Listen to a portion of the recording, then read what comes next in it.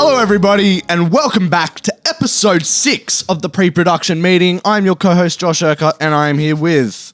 your boy, Austin. Let's go, Austin. How are you? How's your week been? There's a lot to go over this week. This episode. Tell us.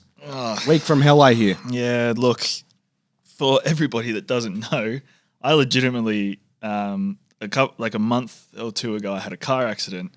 Not serious at all whatsoever. Yeah. My car went into the smash repairs. It was there for a good 3.5 weeks, and I had a loan car ever since then, and that was how I was getting to and from my destinations.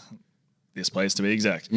And last week was the day that my car was ready to pick up.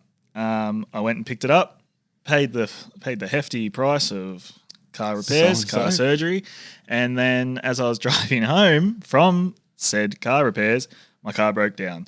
So that's another thing. It's just been a head fuck of a week. It's like money, Ubers, public transport. It's been the week from hell. And all the while I'm trying to balance progression as well. That's also been another level of stress that I've been going through as well. But things are starting to look up. Yeah. Things are starting to look up. So things are in play. You're here now. Exactly right. All right. This will get you back on track. Yes, please, hopefully. The podcast is what's, helped us in the last month or so get back on track. So hopefully if either of us have had a bad week, we get to this day, we get back into the gist of things. Progression just makes, the mental side of everything better. Because you feel like you're starting to get progress again. You feel like you're making the most of your days. And if you've had a bad week, you're back here and you're doing something positive. Exactly right. The main thing. And I think the thing that just rubbed salt in the wound was the mechanic told me when I dropped my car off on Monday, he's like, best case scenario, you'll have your car back by the weekend. And worst case scenario, I'll have it for 4 weeks. And I was like, oh, for fuck's sake, here we go again. And then... he rang me the other day, told me that the parts were going to come in yesterday or today. Didn't come in yesterday. They still haven't come in today. He said he's going to have my car ready by this afternoon. I'm already going to be at work by that time. Name and shame this mechanic. No, I'm not doing that. He's a good bloke. He's a good guy. Top of the range bloke. It's beyond his control, the transit for the parts that I need for my car. So, but no, he's been really informative, but it's beyond his control, the progression of fixing my car. Maybe he needs to listen to this podcast and get notes on progression. Yeah, exactly. But you're a good bloke. Thanks for your help. Not going to name you now. But look, it's a new week. I'm hitting refresh today, and I'm ready to go. So let's go. All right, I have a couple of things to say about last week. So if you guys watched last week's episode, you would know that there are a couple controversial opinions that were said, and a couple rants that went on, and I've got some opinions from people throughout the week about their thoughts on what I had to say about their favorite old filmmakers, which again, I love them so much. Just fantastic filmmakers. But yeah, I just want to, I've had to think about it, and I just want to take this time to apologize to absolutely nobody, Jesus Christ, because I stick by everything that I said. I thought it was being serious. The double champ does what the double champ wants, all right? My days. No, but all seriousness, I appreciated getting the feedback from everybody. It's funny, really, it's funny. It is. Like, looking back, and I'm like, should we cut this out? Should we not? Whatever. And you know what? I stick by it. But I do have a change of perspective on certain kind of things that I did say. Okay. So, for example, I did go on and get a bit too into how much I hate certain movies or hate certain filmmakers. And I just want to preface, I got a bit carried away. I appreciate the filmmaking. I just don't connect with those films. All right? I don't connect with those films, and I don't connect with those filmmakers. Doesn't mean I don't respect what they do. Yep. I know it came across a bit disrespectful last week, but I respect what they did. It just doesn't connect with me, man. Well, that's one thing I wish I said last week, and all of you will notice I didn't really say much. But one thing that I've kind of had my eyes open to, really, like when I call a film a piece of shit, like I'm not saying that the behind the scenes is everything, because the work that goes in, as you guys will see with the progression of our films, like, it's a lot, man. It's a lot of work. You can't knock the work ethic that people show, the late hours, the crazy hours these people work, like It's everything. That's respect. Like respect. There. Respectfully. But like Josh Yeah. said, like, you know, sometimes you just don't resonate with Yeah. the film, and it just, that's more what we'll probably talk about. Yeah, and I feel like the way that I handled things last week, it comes from a passionate place. Yeah. You know, because we are passionate about filmmaking in general. You know, we have these strong opinions, and I don't know. I've got a couple things that kind of, like I said, changed my perspective on last week. But I feel like in terms of not liking old films, bro. Bless you. Excuse me. There you go. Sorry. I tried to find that so hard. Look, man. Look. This was brought up by, we had multiple chats this week in our little film kind of group chat, and there were lots of quotes that were said, and I've jotted down some, and, you know, I think this encapsulates perfectly why I just don't resonate with these old filmers and old filmmakers and old films, right? You know, films were made back in the day for that time period. Yeah. Right? That was a good point. Audiences have changed, right? Films are made for the audiences of that time. Yes. Hence why I just can't wrap my head around some of the storytelling, some of the, you know, just the direction and everything that they go in those old films. Whereas, like I said, this kind of goes with it, you know, I think a huge factor with how we, you know, resonate with films is the way that we were brought up, the generation we were brought up in, and the household we were all brought up in. You know, and we weren't brought up in the 1900s. We were brought up in the 2000s with the TikTok era and the millennials. Not saying that TikTok era has anything to do. Actually, dab, yes, it does. Oh, Jesus. That's what I mean, though. Like, some things we just can't relate to back then. Again, it was the start of everything, the start of storytelling. And like I said, I can respect it. I can respect the hard work and effort that goes into making a film because we've been there. We know how long and grueling those hours are on a short film. So we can only imagine how it is on a feature. And it's massively. Like, mate, I think, I hope that clears it up. Like, it, you know, films are made for the audiences of that time period. Hence why I don't resonate. I mean, some people may resonate with those old films. Maybe they're just an old soul. Or maybe they were brought up with those films. But, you know, I wasn't brought up with any old films growing up. Yeah. I was brought up with, I think Star Wars was the only saga that I was brought up with. And rewatching them, I like them. I don't think they're the strongest stories. But like I said, you know, I can appreciate it because like Lockie said, Tony Stark was able to build his suit in a cave with scraps. And that's what old filmmakers did with their films back in the day, and I appreciate that, right? They paved the way. They did pave the way, but those scraps were scraps back then, and when I view old movies, that's what I see. I see the scraps, man. Do you reckon that's why Scorsese hates the MCU so much? Or superhero films in general? In terms of what? Like when he says it's not cinema or anything like that. Like, I get that. Like, there's that argument. Cinemaverse. I 100% think that. Yeah, I do think, but it's the opposite to me. I think he can't resonate with the modern day. And like Coppola, fucking Scorsese, all your old filmmakers. I think they can't get with the times. Yeah.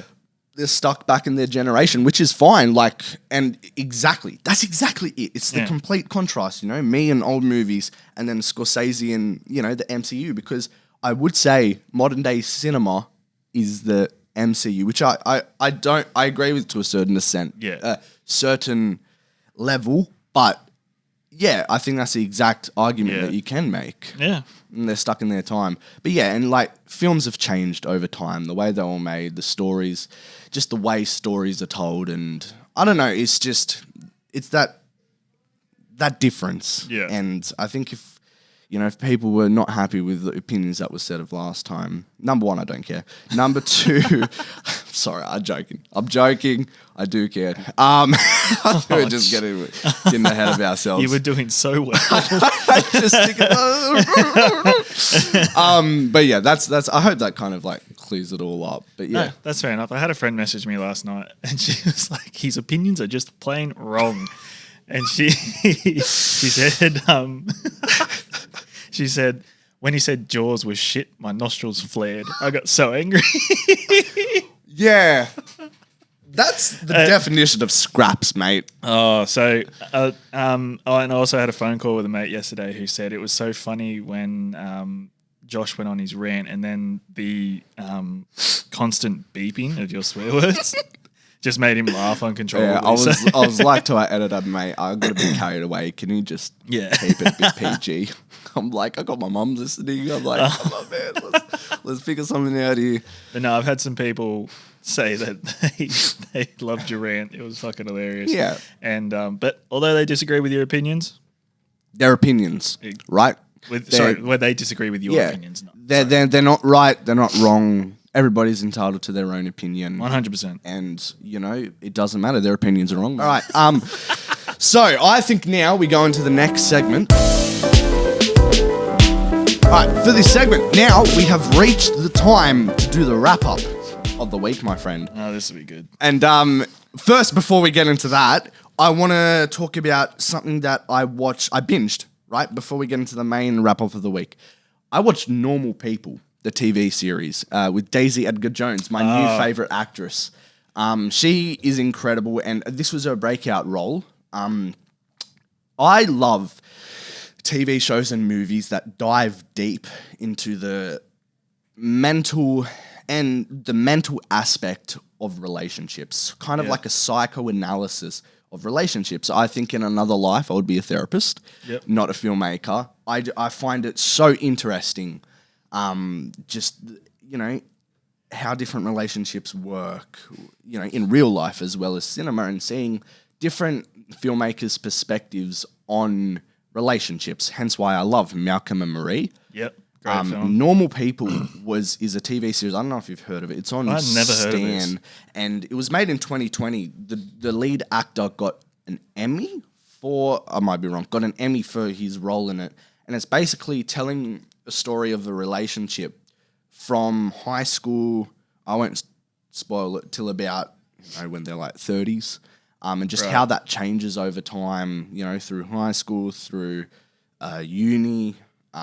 After uni, and the trials and tribulations again of relationships in general. But this is not your normal show. It gets quite emotional towards the end, to be honest. But I finished it in 2 days because I love series that are like 20 to 30 minute. One season? 2 seasons? It was a limited series. Copy. Yeah, and they're like 20 to 30 minute episodes, and there was like 12 episodes or something, or 11 maybe. I'm not sure. Yeah. 12 or 11 episodes. But that it actually made my list, my TV show list. And that came in tied number 4 of all time. Give me your 5. All right. I need to make a TV Number show. 5, Avatar The Last Airbender. The best animated show of all time. Number 4, recently, this is a funny one, Outer Banks. Wait, are you going 5 to 1? Yeah, 5 to 1. Oh, yeah. okay. Number 4, Outer Banks. I can get on board It's with decent, mate. Yep. Decent. And Madeline Klein. That 4 is tied Outer Banks and Normal People. 3 is The Punisher. Oh, show, man. Yeah, bro. 2 is How I Met Your Mother, and 1, The Office. Good. Yeah. I can get on board with that. Yeah, mate. Exactly. The Office will never be. I actually need to make a TV list. I've got a movie list, but mate, you should see my list. I have a list of top 51 movies, Harry Potter rankings, MCU rankings, MCU TV show list, Star Wars list, Star Wars TV shows, Lord of the Rings list, Fantastic Beasts list, DC films and TV shows. All on this one document, just all ranked. Damn. Yeah, if you guys want to see an episode where we just go through it, let me know. But I think number 1, The Office, that will never be beaten. Just like how La La Land for me will never be beaten. Yeah, I can get on board with that. Yeah. But yeah, I recommend Normal People. It's very, very, it's just so interesting, the dynamics, and it's brilliant filmmaking. To be honest, I got to about the 3rd episode and I'm like, I'm basically watching porn. I didn't know this going into it. Right? I didn't know this going into it. I was watching, I'm like, am I watching Stand still? Like, what's happening? And I'm like, you know what? Yeah, but I'll tell you what, you forget about it. Yeah. The more like you go into, because it's such a great show. It's just like, it becomes background noise, basically. There is a lot of it though. Oh, okay. Yeah, I can't really get with those type of shows, but there is a lot of it, but it goes with the story. It's not just like, filmmakers just chuck in shit. Like, Tarantino chucks in his feet and shit. Like, Yeah, I get you. yeah, but like it goes with the story. But it is a great TV show, and I really recommend it. Great actor, great actress, and great writing as well. Okay. But yeah, Well, okay, that's the first I've ever heard of it. Before we get to the main event of this Yeah. wrap, I want to just say something that I like the things I've watched in the past week. I watched Lightyear. I hadn't seen. You've never seen Lightyear? Never seen Lightyear do you until think? last week. I thought it was amazing. I thought it was great. I as well. loved it. Yeah. I thought they handled because I wasn't expecting the plot to go the way it went, and I say that, and you might think there's a big plot twist, but the ending. well, not the ending, but like how it just so quickly goes into that the first attempt of the mission. Then you come back, and then you're like, oh. Yeah, I didn't know that. Yeah, so I was like, realize oh, that okay, either. we're doing this. And then like when it worked, like I was like, oh God, not another one. And then, it worked. And then, and then the ending rolls around and I was like, you know what? I respect that. That was really, really great writing, really good film. I also started your show, Only Murders in the Building. Oh, yeah. That's a show that Beth and I promised to watch together. Insane. So yeah, me and her, I think we're about 4 episodes in. We've watched 4 episodes. Of the first season. First season, yeah. Really, really surprising. Who do you think it is at the moment? I don't have a suspect at the moment. Well, because like it's obvious all signs are pointing to one person. You're like, well, that's just too obvious. It can't be them. And then points to another person. Like, it's just too obvious. So like, I'm just strapped in for the ride. I love that show because it's about podcasting. Yeah. True crime. I think it's really funny how short eps. Yeah, exactly. That's the best thing is it's just an easy watch and it's really well done. The best dog ever. I love the little bulldog, and because I really want a bulldog. So when I see that bulldog, I'm like, oh, little bulldog. I love it. You love the dogs. I love dogs. And there's tell me like I'll go off what your reaction is here, but every time there's the intro, it's like Selena Gomez, Martin Short, and Steve Martin. And then like who actually said he's never taking a role again after Only Murders in the Building. Oh, good. Read this year. Sorry. Good. This week. Then when they do like that introduction and stuff like that, they do like, because it's an animation and all that kind of stuff. And then they come out and then there's this old lady walking with a pug. And then I'm like, that's in every single thing, but I haven't seen that in the She's thing the yet. building manager. Oh, okay. Yeah, you'll meet her. Yeah, okay. And then I'm just thinking, I'm like, does that have something to do with the plot? I'm like, maybe, but I might be looking into it a bit much. I cannot confirm or deny. Well, anyway, and then so I watched Lightyear, started watching Only Murders in the Building, but I watched a movie that surprised me. Before you go into that last thing about Only Murders in the Building, I kind of spoilt season 2 for myself. There's like 2 episodes You're left. notorious for that. Yeah, but I went on Sportsbet to look at the novelty you things. dickhead. And you know how there was a clear favourite of like who the murderer is in season 2, and I'm like, Oh, fuck. number 1, if it is this chick, I would never have guessed it. Number 2, why did I do this to myself? Well, you just ruled out a gender for me. What did I say? You said this chick.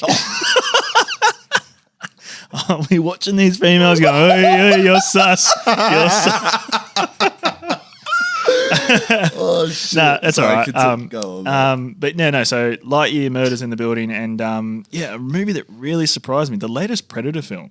Oh, Prey. Prey. Heard that's amazing. Man. Yeah. Bro, I was sitting there. I was like, all right, like how this might be bad, might be good. Like, fuck it, I'll just put it on for a loose watch. But oh man, I was enthralled with it. I was like, and there was some like, and you know me, I'm a fiend for like gore and violence and all that kind of stuff. There were some awesome kills in this. Also a really good dog in it as well. The lead protagonist, I was like, oh, she's going to get fucked up. But she holds her own really well. Yeah. She's a smart protagonist as well. I can get on board with a smart protagonist. The fight scenes and the like way things are handled are actually believable. I thought they're going to Hollywood the shit out of this and just like, oh, God, 50 cuts for one punch, like that kind of stuff. Yeah. But man, people are quite capable in this film. And then when you kind of like, when they die, you're like, oh, shit.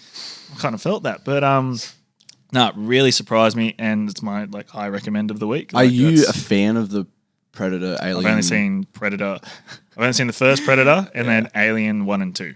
So Alien and Aliens. I think I've seen the first Alien, and then Predator vs Alien. Is that one? That's one of them. Yeah. Yeah. Oh, and sorry, I've also seen not Prey, the Predator film before this. Yep. Which is dog shit. Actually, absolutely sucks. But Whoa. the filmmaking behind it is great. The But we filmmaking, respect it. we respect Yeah, we that respect because it's it. a hard task, everything like that. But the film sucks. Yeah, like, it oh sucks. my god. Hear that? It's him this week, not me. Don't come at me. But look, if you like it, let me know. But I didn't. But hats off to you filmmakers mate, for that. that is a massive rant. You got to calm down. You're about here. I need you down here, mate. Come on. Nowhere near you, buddy. Yeah. Nowhere near you. But speaking about rankings though, so Prey, like 92 Rotten Tomatoes, right? Yeah. 92%. You know, Only Murders in the Building is the highest ranked TV show of all time. Really? On Rotten Tomatoes. 100% for season 1 and season 2. shit, okay, well, I've got some Yeah. some watching to do then, Yes, eh? exactly. All right, and then I think what's going to kick us off here is the titular main event. Oh, the main event. I also watched Bullet Train this time last week, and So me and Austin had a bit of a disagreement earlier this week. It was quite the verbal boxing match in the Facebook chat. oh, and this was something you were going to bring up today. Okay, I'm excited because you said you had a response for me. Yeah. that I've been waiting for. But Okay, we will go back to, I'll be the toxic ex and bring back our old argument, right? I woke up on a great sunny day. It was about 8 a.m. The weather was fine. Bit tired. Open my Facebook and I see you guys are talking. I'm like, wonder if Austin's written his review yet on Bullet Train, because I loved Bullet Train, one of the best movies I've ever seen. And I open it and I could not believe my eyes. And because it was so early, I still had not woken up. I unleashed the when beast. I say this man came for me, he fucking launched at me. I was not expecting it. I was in bed as well. What about Lockie taking your side? I'm like, Lockie, you're supposed to be the middleman here. I'm going to read my review. Okay. So people can... Firstly, you read your review, and I'll first say I loved it. I thought it was absolutely amazing. I thought the action was incredible. It was from the same director as Deadpool 2, so I knew it was going to be good. I knew it was going to be funny, and I knew it was going to be action-packed and amazing choreography because the guy is a stuntman, the director. He also did stuntman. Atomic Blonde. You Yes. know that stunt sequence in Atomic, that one take? No. Because Sam Hargrave was the stunt coordinator on that. The guy who did Extraction. Yeah. Mm-hmm. And that, like, Atomic Blonde was good as well. Like, I really liked Atomic Blonde. And then, Okay. like, I appreciate the stunt work and everything like that. That was amazing and stuff like that. Just, you know, No. Little lackluster for and me. I think what really got to me was I was so sure you were going to love it. Yeah. And I'm like, if this is not your number one film of all time, I give up. do you know what? I think that might have played a bit of part in it. And I always do that. I always hype the fuck out of films and TV shows for my friends. Yeah. And when they watch it, I'm like looking at them going, do you like it? Well, That last night, I was with my mate at my house and we're going to put on La La Land because, you know, he's been wanting to watch it because I go on about La La Land to everybody. It's my favorite film of all time. And I knew he was a bit tired. And I'm like, bruh, if you're tired even the slightest bit, we're not watching this. yeah. Otherwise, I'm going to be looking at you the whole time, Yeah. seeing if you're awake or not. So we'll watch it another night. But I genuinely thought that you were going to love it. This is my review for Bullet Train. So it's not lengthy at all, I promise. But I'm always one for appreciating a film's craft and going for what it's trying to achieve. But I don't know, something just missed for me. While I still enjoyed my time and had a bunch of laughs, mainly from Brad Pitt's antics, I was just waiting for something to happen. The twins were easily the best thing about the movie. They were easily the most entertaining part, and their back and forth I enjoyed more than other characters. While Bullet Train is nothing more than fun the entire way through, I'm not going to sit here and say I wanted depth with the characters and all that because I know it's not that kind of film. But man, I wanted more action, more violence, and maybe some more quick-witted interactions between characters while they were fighting. Maybe I went in with higher expectations, but I still recommend that you go watch. Side note, oh wait, no, that's a spoiler. That's a spoiler, so I won't say that. But then I mentioned Josh in the review. I said, at Josh, Grey Man was better. And then we were mid-argument, and he edited his review and said it with chest. Because Josh said to me in the argument, you cannot say with chest that Grey Man was better than Bullet Train. And so I edited my review, finished it with, said with chest. Bruh. So What? You know what? I think what annoyed me wasn't the fact that you didn't like it. It was the fact you said Grey Man was better. No, but the thing is, like, I did not like it. I was very underwhelmed with it. I still don't understand that, but I've let bygones be bygones. I don't understand how you're underwhelmed. It was action-packed the whole way. It was way more action-packed than The Grey Man. I can understand if you preferred the action in The Grey Man, but objectively, there was so much more action and fighting in Bullet Train. I think my standard when it comes to action is different.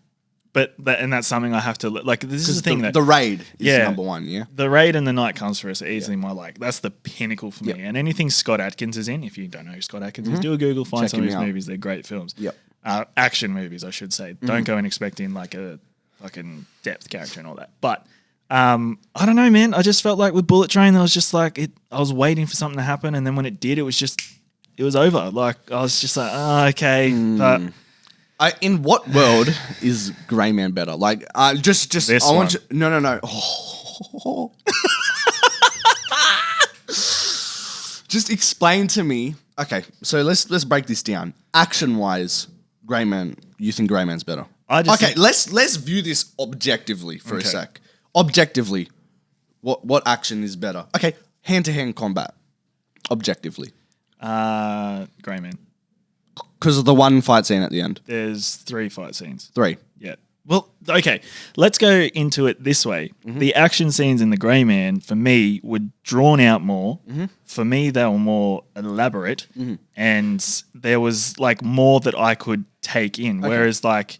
Quick and, like, for the Bullet Train, it was just quick. Yeah, okay, for example, Brad Pitt delivered for me in spades in Bullet Train because he had like the reactions I look for when it comes to a thing like when Brad Pitt gets stabbed and then he goes, dude, did you just stab me? Like there's that interaction that I'm like, okay, that's what I can fuck with. Because then in The Grey Man, when Gosling gets stabbed through the hand, he takes the knife out and then he's going like, fuck, Jesus, like that kind of shit. And then he just gets on with it and just starts going. And then like there's more. I felt like there was more I could chew with The Grey Man because there was those reactions with the characters and stuff like that. And then with Brad Pitt, he was the character that I was like, all right, like I was kind of expecting like him to be like a fucking, sorry to swear there. I was expecting him to be like more like capable, if that makes sense. And don't get me wrong, he is capable, but like I just felt like it was a knockoff of Deadpool. Essentially, like, granted that David, how do you say his last name? Leitch or Leitch? David Leitch. Oh, Leitch. Yeah, him. I felt like he was just like, look, I want you to channel Deadpool here and just go with that kind of thing. Like, I felt like that might have been a directed note, like, kind of thing. Coming from, yeah. And then after a while, I just grew tired of it. And then I was thinking, like, especially when Zazie Beetz comes in, and I was like, okay, this should be good.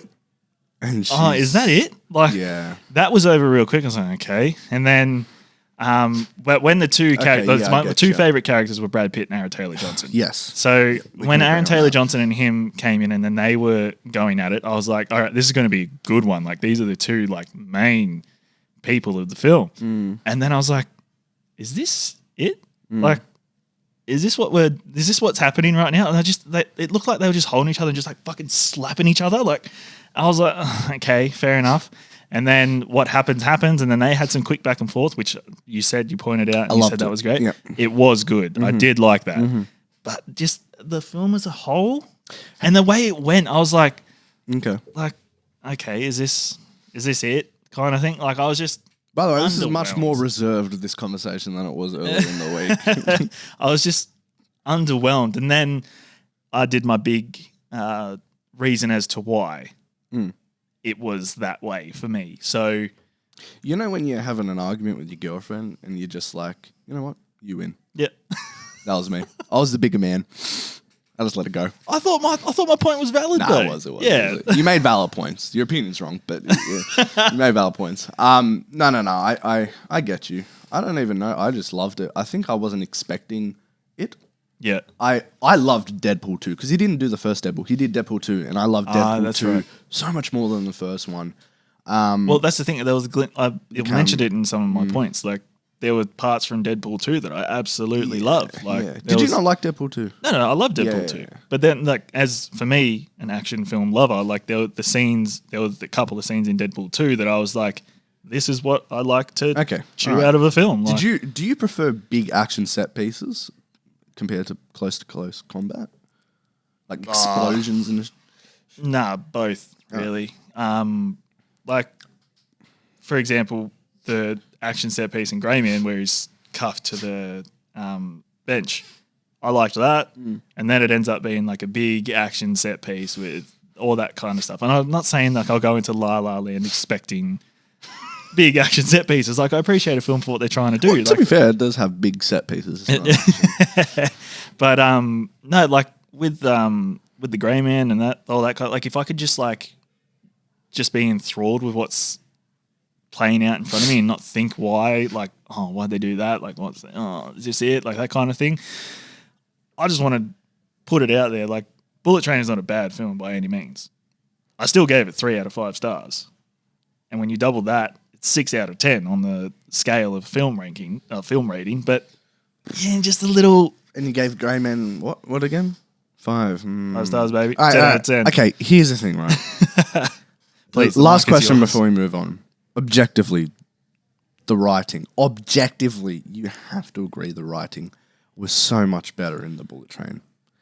No, okay, I will admit, like dialogue at there least. was the Please. No. I will admit dialogue was written by a 2-year-old in the Grey Man, bro. I will admit, like the one tiniest little knock I have on the Grey Man was like he's just there. Do you know what I mean? Like he goes from this place to this place like that. Whereas in Bullet Train, like Brad Pitt's objective is to get off the train, but then something will hold him back from getting off the train. And I was like, okay, like I feel like that's a good writer, like just moving his pieces around and taking note of where everything is, and then just going like he can't get off the train for this reason. So I respected that. Whereas in the Grey Man, there's just like, and I think that's a thing that you see in all of the Russo bros films is like they'll just do like a location jump kind of thing. Oh, with the big titles. With the big titles, and that's them controlling where things go and everything like that. So Yeah, it's moving different their little writing. chess Yeah, pieces, it's yeah. different writing to a different degree. But yeah, I felt like seeing it rather than like a big text, like your whole show not tell approach. Yeah, right. That's better. But I just like Grey Man better than Bullet Train. And this is my response, which I was going to send to you. I was like, okay, wait, let me just. I was like, I wrote, now that makes sense. I think you got to take a step back for a second, and sure, you can have your own viewing experience as subjectively as you want. But when it comes to how other people enjoy their films, it's only going to be subject. That doesn't make no sense. Literally, it was like, look, because I was mad, but then I thought, I was like, you know what, bro? People look for different things in films. People get a kick out of different things. Everybody has a different experience, like we said before, and their life story, how they view certain things. There's no way to look at someone else's viewing experience or opinions and try to get an objective outcome, as everybody has been through different things in life and sees things different. And I think that's the great thing about films. People can take different things and resonate with. You can interpret it how you want. Exactly. Yeah. And even though The Grey Man was not better, I can understand how you would like it. There we go. Sir. Come to peace with that. Yes. So, yeah, as much as Josh recommends Bullet Train, I recommend Grey Man. Yes. And you know what? Why Why not both? Like the little girl in the taco commercial said. There you go. There you go. Alrighty. Let's go to the next juicy sector of this podcast. The progress. Yes, please. Let's dive into it. But please. I'll go first. So this is actually going to be a good chunk because I did a lot of research and shit this week for you. I'll start off with me, right? Yes. Chapter breakdowns. Did 5 this week. So I think I'm on like chapter 17 or something now. There's 30 chapters, so I only have like 13 chapters before I'm starting to write the film. And I did a lot of thinking this week about my film, man. And oh my god, bro! So my politics rant last week. Yeah. I read a chapter of what's it called? The book that I was reading, The Magic Man. And a whole chapter. This is after the podcast. Was dedicated to politics. Damn. A whole chapter. Karma. And I'm like, you are kidding me. It was the most confusing chapter I've read of this book so far. And I'm like, I literally wrote in one of the notes, make this simpler. Cut out politics. Like, it just makes, like, everybody, like, this guy is, like, the prince of whatever, and he can't leave due to his political... I'm just too tired to even go into it, man. It's just a lot of politics, and I'm like, you're kidding. After the rant that I had last week, they give me a whole chapter on it. I'm like, this is fucking stupid. So now I'm just going to have to interpret it for myself because it bores me, and it's not in a film that I want to make. So fuck it. Fuck politics. But you know what? I had a thought the other day. You know how we were talking last week about you asked me how you should go about the town and all that kind of stuff, and people are from this place. But I do exactly what they did with Wakanda. Yes. Wakanda's not a real place, but it's based on... But then again, the Wakanda was part of the source material. Like, it was in the comics. Yeah, so they still went off it. Yeah, obviously they still gone off it, but like the way that people... Did you hear my fart just then? No, I didn't. Oh, sorry, continue. The way people resonate with it is because it's, of the African American community. So you could just sort of take notes there. I get you. Do you know what I mean? I get you 100%. Yeah, I had that thought the other day. I said, I'm going to bring that to the podcast next week. So, that's a good op. Yeah, just like, I don't know, use that as inspiration. For what made this even more difficult, the politics in the chapter were for that made-up country. Oh. And I'm like, well, this is just fantastic. Well, then you make your own rules. Literally. That's the one thing I don't like about June is the politics. And it just confuses me because I'm like, I don't know, man. It's like space politics. It's like Star Wars, to be honest. That's why the prequels... I mean, I like the prequels, but I can't get with the politics of it. Yeah, fair call. So, fuck politics. I did a lot of thinking this week. And when I started to get, like I texted you, little flashes of, like, certain frames from the film that I'm going to make. And what I do to kind of get this inspiration is I listen to soundtracks. And I think ever since, meeting Federico, the composer, I'll say this with chest, the soundtrack to me is the most important part of the film. Yeah, right. The most important part, because you can film on an iPhone, and if you have the right music to go over it, it can make you feel a certain way. You watch it without music, you're not feeling anything. 100%. And you're concentrating. You can have the worst film in the world, and the soundtrack will bring you into the soundtrack will shape a new world and shape how you're going to take in that movie. It's going to shape the emotions you feel, shape the way you feel. Yeah. And it helps me when making films visualize better. So what I was listening to, like I said last week, I want to do a little bit in Egypt. I was listening to the Dune soundtrack by Hans Zimmer. And I have a whole playlist dedicated to soundtracks of films. I was listening to the Dune soundtrack from Hans Zimmer and just getting in the mindset because I want to film in the sand dunes in Port Stevens. Yeah, have you been there? And I was doing a bit of research on that. You can go 4-wheel driving, which is great because we'll have all this equipment and stuff.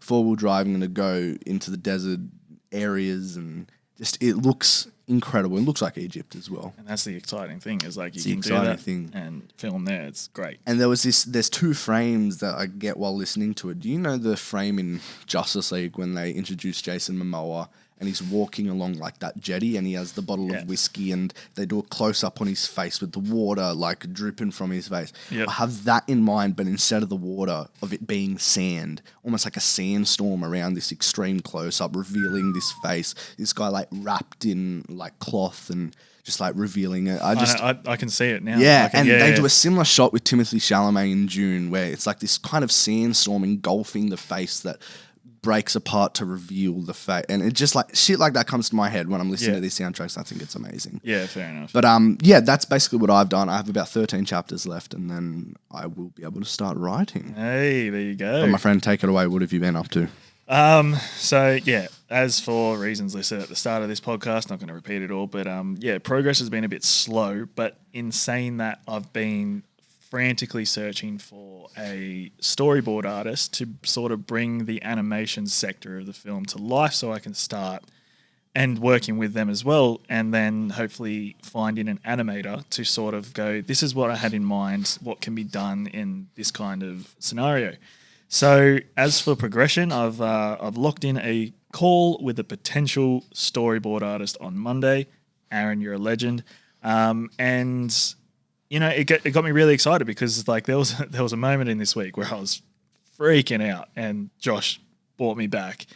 And I don't think it's going to be the only moment I have on this journey, but just like when you feel like, because you start putting these wheels in motion, and then when things kind of grind to a halt, you're like, this can't happen. Especially when you've been through that halt for months. Yeah, exactly. You don't want to go back. I don't want to go back. And so I think that's what played a massive part in it. And so I kind of had a little moment, and then Josh was like, look, just step away from it for a day or something, just breathe, think where you want to go next. And that was really good. So I composed myself, reached out to a couple of people, then shout out to Emmanuel again. He was looking for people as well. Like there was just like things were still in motion that I didn't even realize. And then now that I've locked in a meeting with a potential storyboard artist, like I feel like things are going back in the right direction and stuff like that. So then, why a storyboard artist over taking photos or drawing yourself? Because I don't know. I'd rather see it and express it rather than left to my own devices, if that makes sense. Do you feel like somebody can do it better than you? But yes, I challenge you, but you know your mind the best, so why get someone else to do it? I don't know. I just think that's how I think. Like I don't know. I think it'll help with like if I have storyboards, then I can storyboard around it. You know what I mean? Does that make sense? No. Okay, if I have the storyboards, right, and I have them and I'm looking at them, I can sort of like see how the scene's going to play out, if that makes sense. Whereas if I'm left with my devices and taking photos, videos and stuff, I just kind of winging it, I feel. So I feel like it might be better. Like you won't be able to express what's in your head as good as somebody else can? Yeah, like if I tell someone, like if I tell this storyboard artist, this is what I want, like the look and the feel and everything like that, I can maybe then build off that as well. Yeah, okay. So I feel like that's my next step. Yeah, cool. I hope that makes sense. Makes sense, man. So yeah, I think it's going to be a busy week with storyboarding and building because I want to sort of lock off this animation sequence. Yeah. I'm kind of prioritizing that to a point where I want to be like, all right, this is where it starts, the obstacle I'm introducing and what it means, and I kind of want to lock that off, and then I'll build the real world stuff off of that because essentially that's the meat of the film is this animation sequence. And remember, you don't have to have every frame storyboarded. No, yeah, exactly because you do that with the cinematographer down the track, but I think it helps, like doing the storyboards before the cine as well. Like you can do it with them. It depends how your process works. Yep. I like to do it before them so they have a clear, concise vision of what you want. Then they can add their stuff around it. Yeah, fair. You know, instead if you're doing it with them, you may be persuaded to do it their way, and you want to keep your own bit of vision. So do the storyboards before. You don't have to do all of it. And definitely prioritize the animation sector because that's going to take a long time. While. Yeah, so I reckon all this real world filming could be like a day of filming max. Yeah. 1 or 2 days of filming. Literally a day. Yeah. Just do a whole 12-hour day. Yeah, exactly right. I mean, no, 10 hours. What are you talking about? We don't go over the legal limit.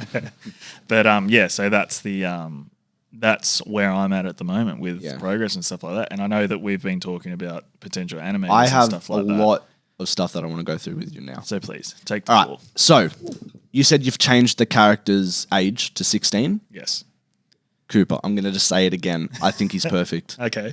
Keep that in mind. Yep, don't have to go off it. But I think it would be amazing. He's still trying to make his way. And if you guys don't know Cooper, he starred in my film, Two's a Lesson. He's also done bits afterwards. Like, he's doing amazing. Mm-hmm. You think it was in like a Domino's commercial or something like that. Yeah, he was. But I think he would be amazing. And his mother is amazing as well, and a great communicator as well. And we've worked with him before. I think that would solve the most important casting, not issue, but situation that you would have to go through. And you know how he is, and he's a great kid. Great kid. Again, just an idea. Yeah, no, trust me, it's been in my mind since you've said it. So yeah, I think he would do you justice as well.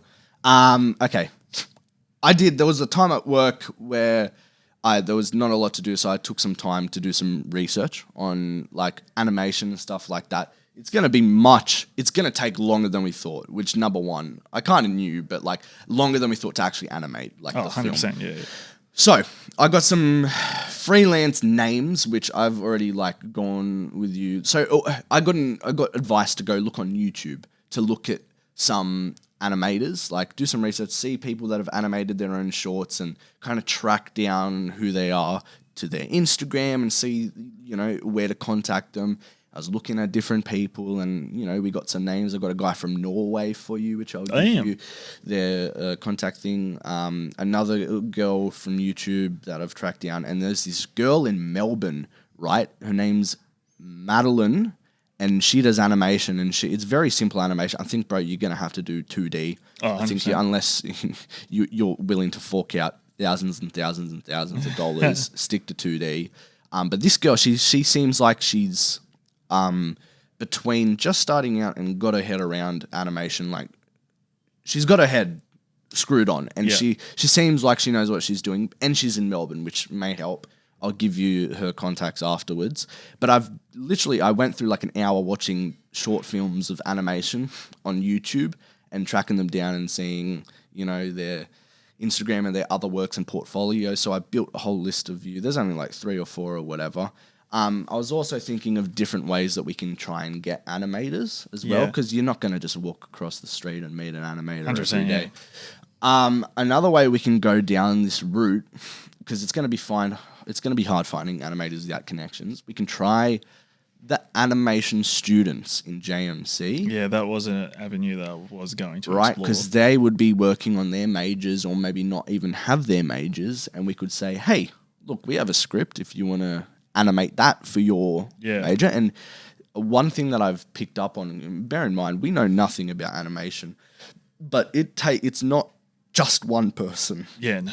So if you go to JMC and go down that route, you're going to have a team working on your stuff. Again, I'm not too sure if they would allow us to do that, but I can try contact, old lecturers that we used to know and see what they reckon about that.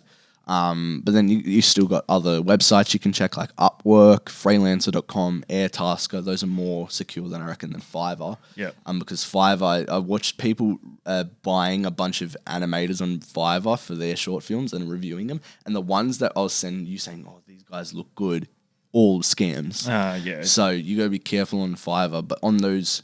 I actually have shares in Airtasker, so I know they're top notch as well. Yeah, especially Freelancer.com. I know other people that have used those, so those are more legit websites we can check out. I had an idea, because you're going to have to record the voice for ADR. Yep. Right here, we can just do ADR here. Oh, we have the mics, exactly. we have the soundproofing. That's true. Yeah, I didn't even think about that. Yeah. Literally, hey, there you go, for free. We'd say, I hope they don't listen. So we're doing a podcast. We come do the ADR here, bring the actors here, and we have the whole setup, shebang. Well, even in that sense, like, because they can just be they're going off each other. Literally. Like, it'll be like they're in the scene, and like you don't have to be like, all right, you're in, like, you don't have to direct them. So just, all right, read the script and bounce off each other. And like ADR, I love ADR, and well, I mean, it's not really ADR, it's just voiceover work, but ADR is kind of similar. ADR stands for additional dialogue recording. Usually happens after the script when, maybe lines are not delivered correctly, or there's a sound problem and you get them to re-record their lines over the top. This would just be normal voiceover work. I find it super fun to do it. And how I did it for my film, I just bought a lapel mic, $70 from JB Hi-Fi, went to their houses, or they came to somewhere and, played the scene over, and they just mouthed their words, and it's as simple as that. And we have amazing mics, amazing quality. You can mess around with here. You have soundproofing. Done. That's ADR sorted, mate. There you go. For free, because hiring out an ADR studio, finding the equipment is super hard. So there you go. Sorted right here. There we go. And then we sent you some inspirations to kind of take an idea of. Toon Sandwich was one of them, and the work that they do.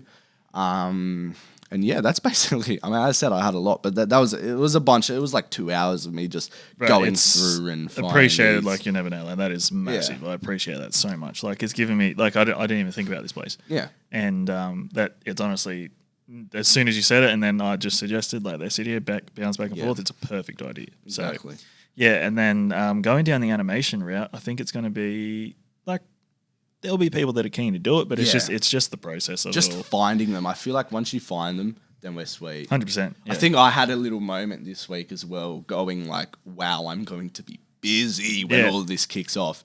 And I had a little moment where I was like, fuck, am I going to be able to, am I cut out for this? Like, am I cut out to, like, number one, do my film? Like, is this all going to work? I'm stressing about money and stuff like that in terms of like getting funds for the film, and how am I going to do this? Am I just going to dig into my own pocket? Like, and then I'm like, fuck, I don't want to let you down. I hope I'm good enough to do this producer work and stuff like that. And then, well, you definitely are. That's the thing as well, as you've been a massive part into why Swirling Vortex has taken off in the way that it has, and the potential that it has, is because I thought, all right, just going to go off this script and I'm going to get it made, but I didn't know where to start.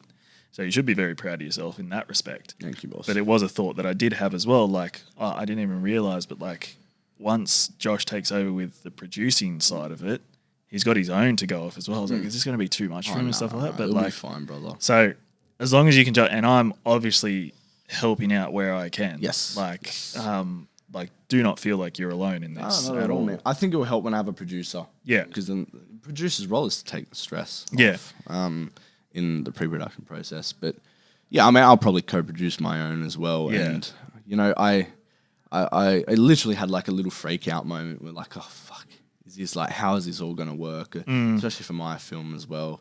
It's like you kind of just snap out of it, and I'm thinking to myself, I've done this before. Yeah. It literally, once you lock in your crew, then that's another thing I'm stressing about. I'm like, fuck, crew. Yep. We have connections, but it's like, what are we going to do? And like, I know there's a Facebook page that I need Crew Australia and stuff, but it's a moment like, God. But then I'm like, once you get the crew, everything's smooth sailing from there. Exactly right. And then that's another thing about like stressing about a bridge before you cross it. Like before we, like, there's no point stressing about it before we get there. So we'll cross that bridge when we get there. Exactly.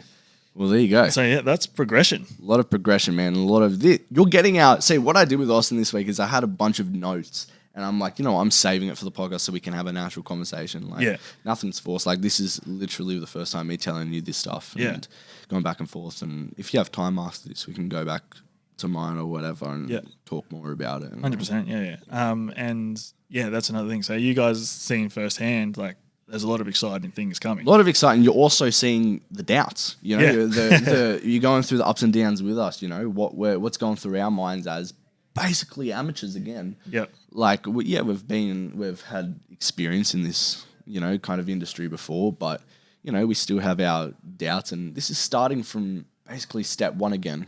Yeah, 100%. Yeah, it's exciting, scary as hell. But it's exciting. When you jump out of your comfort zone, it's scary. Yeah, and like literally, I just love it that I'm busy again. Like I come home from work and I'm doing at least one a day. I'm trying to, like when I come home from work, it's like 12 at night. I've got to do one chapter breakdown before I go to bed. Yeah. And once I write, I think that's when it's go time. But I think I don't know. Did you when it comes to crew?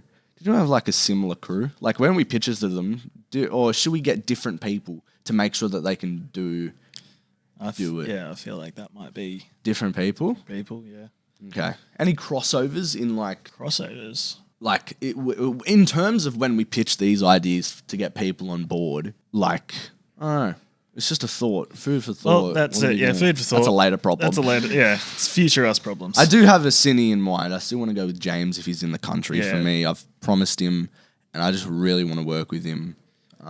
He's great. He's great at what he did. Hopefully he's in the country still because he was stuck here for a while. Yeah, I don't have a cine in mind, but this is later problem. It's a later problem, so it's no point stressing about it now. Alrighty, we'll move on to the last topic. Alrighty, now we'll go on to the last topic. We're actually going to say our top 5 best films of all times, as well as our top 5 worst films of all time. And, you know, we'll kind of touch on last week because you were talking about films that made you feel something. I didn't get a chance to say because of the timing. And then I also was sharing my controversial opinions and you didn't get time to say yours. So we'll kind of mix those into our top 5 worst and best films of all time. And you know what? It's actually kind of good. I had a couple of people reach out and say they really enjoyed the movie chat. So this might be something that we have to do down the line is I like that. And I hope that the people that are listening and saying they love our movie chats, I hope you guys are checking out the movies we're talking about because there's nothing more I love than just talking about films. It's something that I really, really enjoy doing. So I'm all for it. Yeah. No, I'm glad. Let's go for it. I'm glad they enjoyed it because, you know, the whole podcast was based around the idea that we're going to share our progress as well. But I understand that not everybody can connect with that, so we like to have a little bit for everybody. Yeah, exactly right. No, but yeah. So, do you want to start or do you want me to start? You start because I've got to get my app called Letterboxd, and it's like this social media kind of movie app where we track all the films that we've watched, rate them, and how my list goes. The list I was explaining earlier is all my 5 out of 5 rating movies go into my list. Of all time. And right now, they're all ranked so I have about 51 5 out of 5s, and they're all ranked 55 to number 1. So basically, I'm going to tell you 5 to 1 top films of all time and what they made me feel. right, and why they're there. Because I think I like to say that those top 10 films have to evoke some kind of emotion out of me. 100%. All right, I'll tell you. Avengers Endgame comes in at number 5, right? Nice. Just because it was the culmination of my childhood, basically. You know, culmination of how many films? Oh, God, I don't even know. Like 20-something films. 21 movies before that point. And, man, that was the first film I've properly... Like, I've cried, like, teared up in films, but I sobbed when Tony Stark died. Spoiler alert. And you know what? No, if you haven't seen it, fuck you. You would have... If you haven't seen the movie, you've seen it on social media. Yeah, literally. So. But, like, that made me sob. But that was just a perfect culmination. Russo bros at their very best and only best. Sorry, I just have to... Winter Soldier wants to have a conversation. Oh, sorry, yeah, Winter Soldier was very good. That's Same what with I Infinity thought.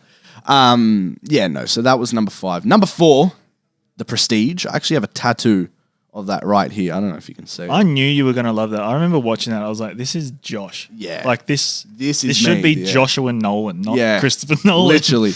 It was just everything, man. It was a magic film and exactly how I want to tell my stories, you know. They set seeds earlier in the film. And it was one of those movies where you have to sit through and, God, you're confused as fuck for 75% of the movie. But you just have to trust the process and trust that it's all going to make sense in the end. The payoff. Which is kind of what my book, which I'm adapting now, it's like you're confused for most of the book, but then the payoff at the end is like, which is why I like it so much. Yeah. It's very... The payoff. I just want to say the payoff is so... like satisfying, and it is so like the film is that complex, but then the payoff, you're like, of course that makes sense. Literally, why didn't I think of that? So but that's the magic. That's the beauty of magic. Literally, this tattoo. I have 020211, and then a little top hat on top of it. That's a time code. If you scrub to this time code in The Prestige, it's Hugh Jackman, or maybe it's Hugh Jackman explaining why he does magic in the very climax of the film. Explaining why he does magic, and it's very reminiscent as to why I do film in the first place, which is why I got it tattooed on me. But it's just got everything I love, magic and filmmaking, and literally encapsulates the reason why I love film and why I love magic and makes it one. And just the payoff is incredible. The way it's written, just everything about it, incredible. Yeah. So that was number 4. Number 3, actually, maybe that should be number 3. I really like this movie. So these just swap them around if you need to. You know what? Yeah, I'm swapping that around. Interesting. Yeah. So now this is your number 3 was Her, but with Joaquin Phoenix. Oh, bro, I haven't seen that. So this gets into the kind of relationship psychoanalysis. I mean, this wasn't really... He was in love with his computer, so it wasn't really a relationship, but this made me feel... I don't even know. I think I was actually fresh off a breakup, and I watched this. Because it dives into the psychoanalysis of people's thoughts behind feelings and love and stuff like that. It really just connected with me, and I don't even know how to explain it. It's a weird movie, but the way it's just made, I love Joaquin Phoenix, bro. He's one of my favorite actors of all time, and that was just an incredible, so simple. The color palette I'm in love with, so bland but so colorful at the same time. It's hard to explain. I love color in film as well. Yeah, it was written beautifully. Weird film, but just so well made. But weird films are great, though. Man, yes. Joaquin Phoenix is a weird actor in himself and just takes that role and makes it. I'm pretty sure it won an Oscar for I don't know what it won. I think it won an Oscar for best. Let me search that up real quick. For those that might not know who Joaquin Phoenix is, he's the Joker. That's what you all might know him from. So it won Best Original Screenplay, Best Picture, Best Original Score, and Best Production Design. Damn. Okay, I got to check it out. You haven't seen it? I haven't seen it. Damn, bro. Still haven't seen it. It's by Spike Jonze. Okay. Spike Jonze. Yep. Yeah, so that was number 3, now number 4. Oh, maybe I should switch it back. No, move on. Move on. Number 2, Malcolm and Marie. Ooh, I've spoken to people, most people haven't seen it or they don't like it. And it's a film where either you don't like or you love. And I saw it with Jay and Fetty. And they were, I don't know where you were. We definitely asked you to come, but you were probably doing something or other. But it was back in the day. I think it was last year.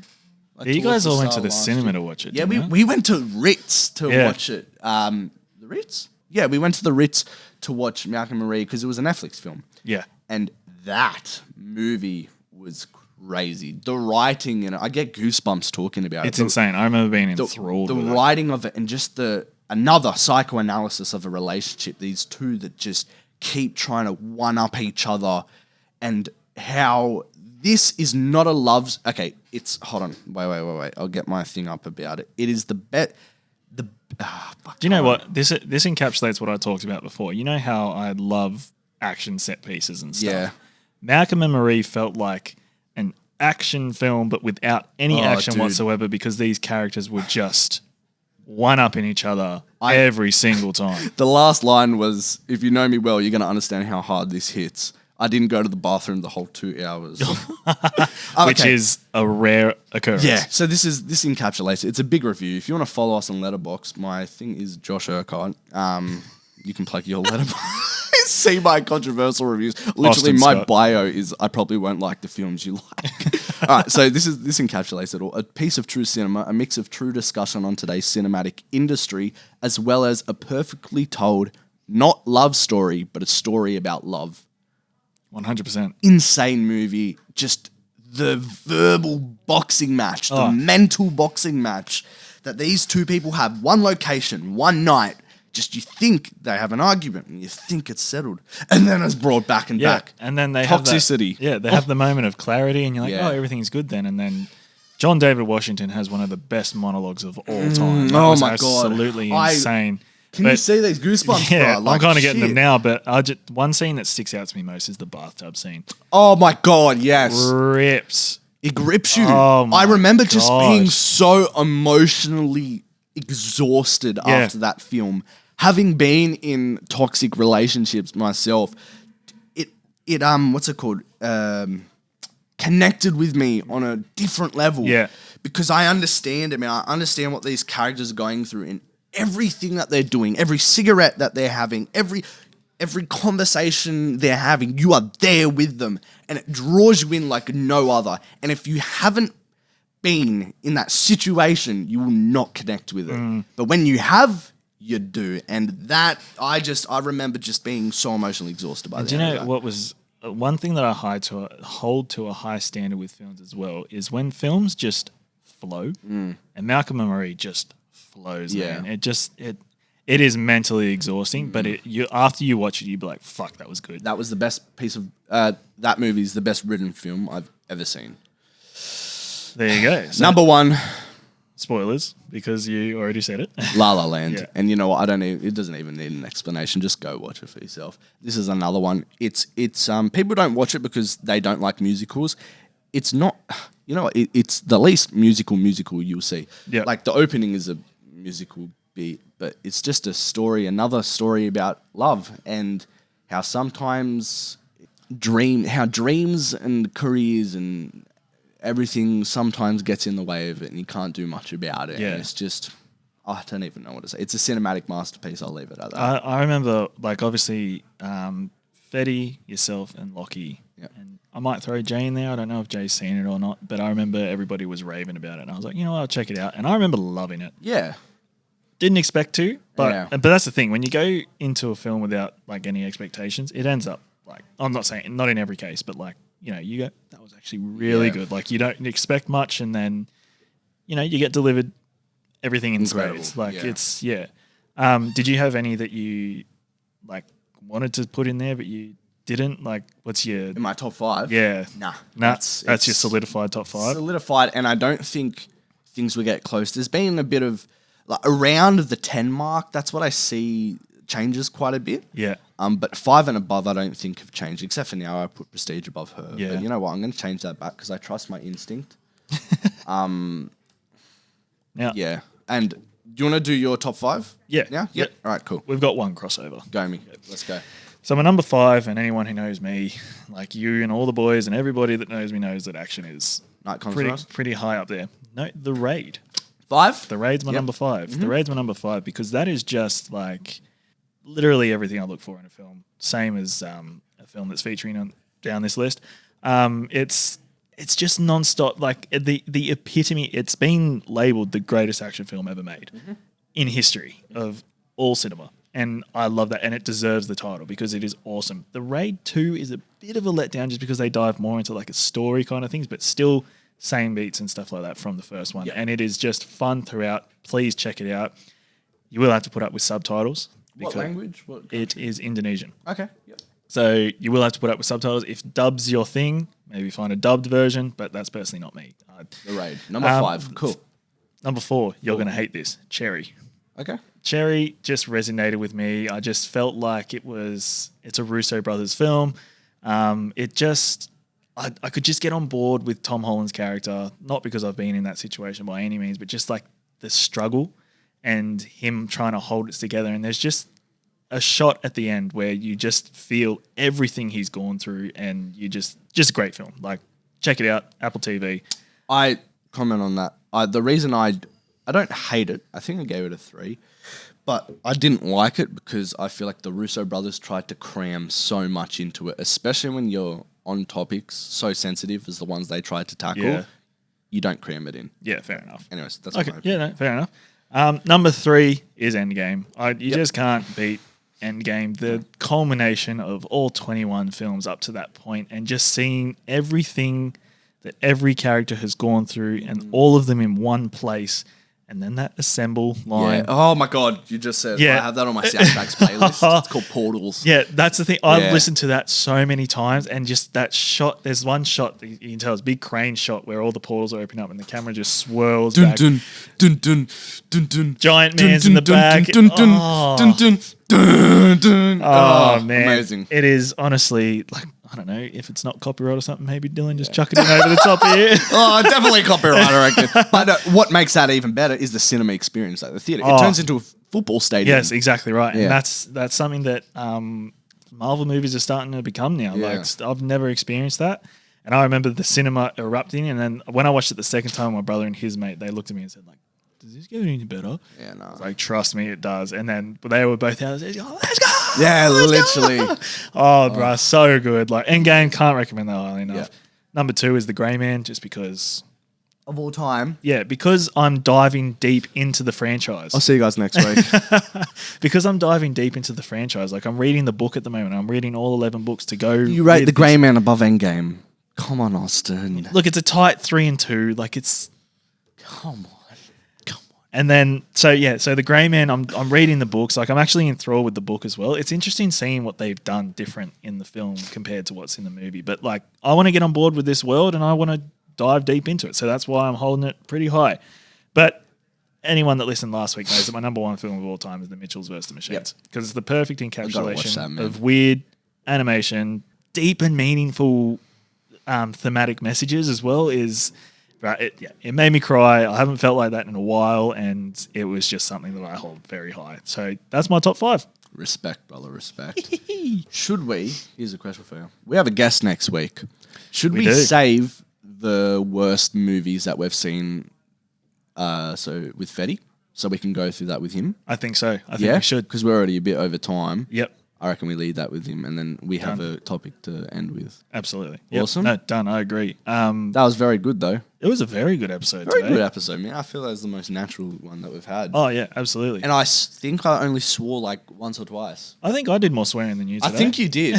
Like, again, you're about a 10, man. I need you at a 2. I'll dial it back to a 9 next week. But, I think, after the week that I've had, this has been a good refresh. This next week's going to be great. Yeah.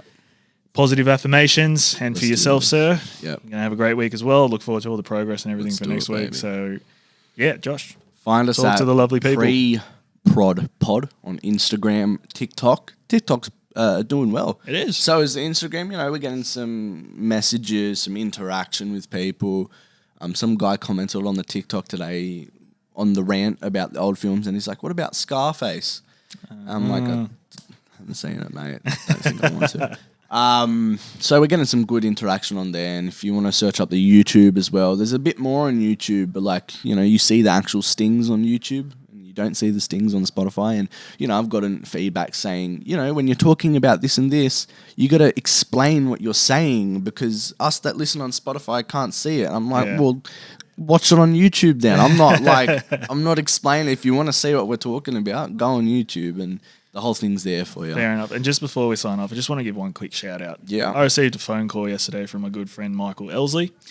And basically he just said the podcast episode must have resonated with him a lot because he listened to it, called me and said, bro, I've just finished the latest episode of your podcast and I absolutely loved it. For someone that's not into as movies as I am, like your guys talking about films makes me appreciate it more and all that kind of stuff. So like, again, the podcast is hitting right and it's doing what we intended. But yeah, that call literally made my day yesterday. It was awesome. He just called you to tell you that? Yeah, like before I was going out and he called me while I was getting ready to go out and I was like, bro, that was so nice. What the hell? What a legend. So, yeah, man, thank you so much for your call. And, yeah, hopefully you enjoyed this episode too. Respect. And, yeah, we've got plenty of exciting things coming. Plenty of exciting things to come. Keep the messages coming, people. It's awesome. It will only get better, you know, as we get more in depth to this process of making films. Definitely. It gets more exciting, trust. You guys are going through the pre-production, which is the most boring bit out of all of them. So and once we get into... yeah, well, I'll talk about this off camera. Actually, I won't suggest it right now. But, yeah, all right. Let's tie the bow. Easy, guys. All right. We'll catch you next week. Catch us next week. See ya. See ya.